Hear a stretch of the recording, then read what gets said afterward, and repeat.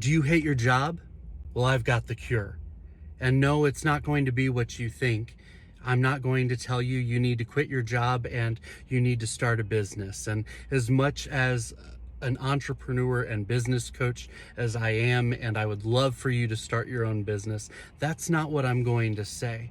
I am going through a season of transition in my life, and I have been in the pastorate for more than a decade, and I just stepped out of that to focus more on my family and more on this coaching business that God has been having me develop over the last 5-6 years. And one of the challenges that I've come up against is the business has not grown as quickly as I would have liked it to have. And so there are still financial needs that it is not fully meeting for my family. And so some of the time I hop in this car and I go and do some door dashing to make sure that I am bringing in what my family needs. And I'll let you in on a little secret. I don't enjoy door dashing. I'm okay with driving. I'm okay with the people that we interact with. I'm okay with a lot of the different pieces and parts, but door dashing is not something that I get out of bed excited going, yes, I get to door dash today. But what I've found is there is something that I am excited about.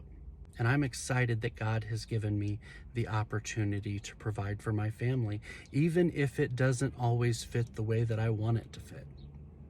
Even if building the business God has put on my heart is taking longer to be completely self-sufficient than I would like it to be.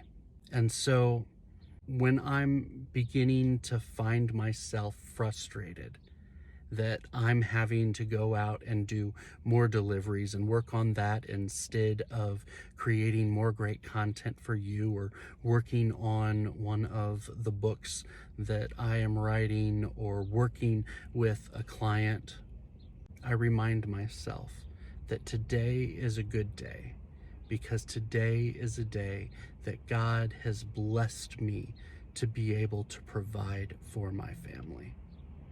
And so when I focus on all the things I have to do for DoorDash, for making money, I get frustrated. But when I focus on the fact that God is equipping and empowering me to provide for my family, I start getting excited. I start getting thankful that today I get to provide for my family. I hope that's been a helpful tip for you on getting over hating your job, and that it's empowering you to joyfully provide for your family. God bless.